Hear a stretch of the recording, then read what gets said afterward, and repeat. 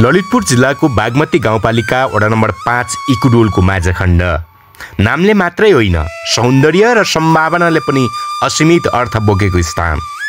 यहाँको डाँडाबाट हेरिदा उत्तरतिर हिमालका सेता कन्दराहरू, दक्षिणतिर फैलिएको विशाल तराई, पूर्वमा पहाडको काख चुम्दै उदाउँदै गरेको सूर्य र पश्चिमतर्फ बिस्तारै रङ बदल्दै अस्ताउँदै जाने सुनौलो क्षण। एकै ठाउँबाट हेर्न सकिने सौभाग्य कमै ठाउँमा पाइन्छ। यही प्राकृतिक वरदानमा थपिएको छ स्वच्छ हावापानी, हरियालीले मोहित बनाउने वातावरण र यहाँका अर्ग्यानिक स्वादिलो घरेलु परिकार। जो आए पनि एकछिन बसेर गहिरोसँग श्वास फेर्यो भने मन आफै शान्त भइदिन्छ। यस मनमोहक परिवेशको बीचमा उभिएको छ माझाखण्ड बुद्ध विहार। आध्यात्मिकता, शान्ति र ज्ञानको आँगन। अनि छेउमै रुद्रेश्वर महादेव, शहीद पार्क, सल्ले डाँडा, माने गुम्बा, यी सबै मिलेर यहाँलाई पर्यटनका दृष्टिले अझ आकर्षक, अझ महत्त्वपूर्ण बनाएका छन्। यति बेला मङ्सिर 12 गतेको दिन माझाखण्ड बुद्ध विहारमा उत्साहपूर्ण वातावरण देखिन्थ्यो।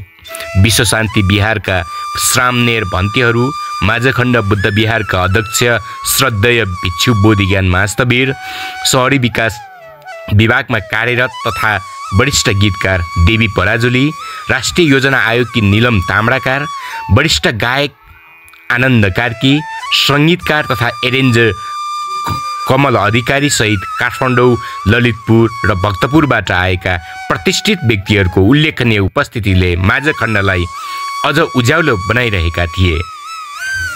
यही दिन अर्को रमाइलो सृजनात्मक क्षण पनि जन्मियो।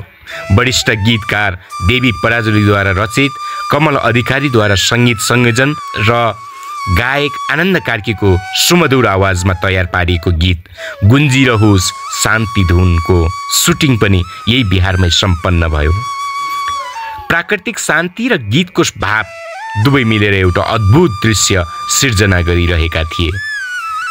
विदाई कार्यक्रमका क्रममा वरिष्ठ गीतकार तथा शहरी विकास विभागमा कार्यरत र नेपाल निजामती कर्मचारी सङ्गठनका सचिव देवी पराजुलीले आफ्नो अनुभव सुनाउँदै यहाँको मुख्य समस्या कान्ति लोकपथबाट माझाखण्डसम्मको मोटर बाटो समाधान गर्न आफूले सक्दो प्रयास गर्ने प्रतिबद्धता समेत व्यक्त गर्नुभयो।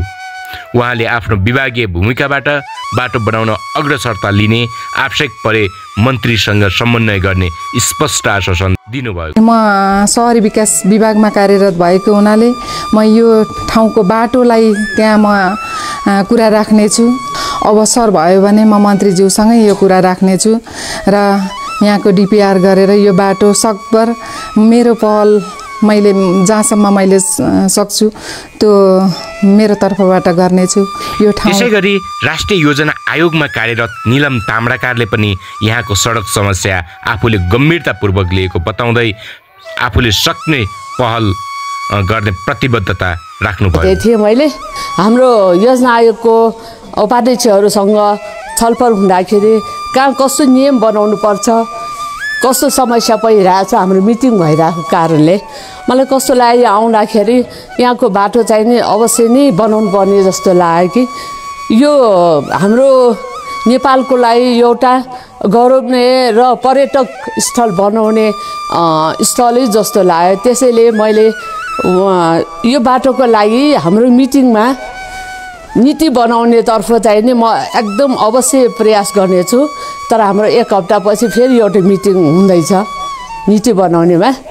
यो म म्याडमलाई भने जस्तै यो बाटो बनाउनमा म पनि धेरै प्रयास गर्नेछु। मैले नबोल्ने सोही दिनको वातावरणलाई अझै जीवन्त बनाउनु भयो वरिष्ठ गायक आनन्द कार्कीले। जनसंवाद मिडियाका पत्रकार बाबुलाल स्याङतान तामाङसँग काठमाडौँदेखि माझाखण्डसम्मको यात्रा स्मरण गर्दै उहाँले सङ्घ, प्रदेश र स्थानीय निकायका जनप्रतिनिधिहरूलाई यहाँको विकासमा ध्यान दिनुपर्ने स्पष्ट सन्देश समेत दिनुभयो। दुःख चाहिँ पाएँ हजुर, र माथि आएसम्म फेरि सुखको अनुभूति भयो हजुर। किनभने यति रमणीय ठाउँ छ, यति राम्रो ठाउँ होइन। अब यो ठाउँ काठमाडौँभन्दा धेरै नजिक छ हजुर हजुर। र यहाँको चाहिँ अब के भन्छन्, यहाँको चाहिँ मन्त्री के सांसद जनप्रतिनिधि को हुनुहुन्छ होइन उहाँलाई म यही रिक्वेस्ट गर्छु कि यति राम्रो ठाउँलाई चाहिँ यसमा अरू केही चाहिँदैन एउटा बाटो मोटर बाटो पिच बाटो भइदियो भने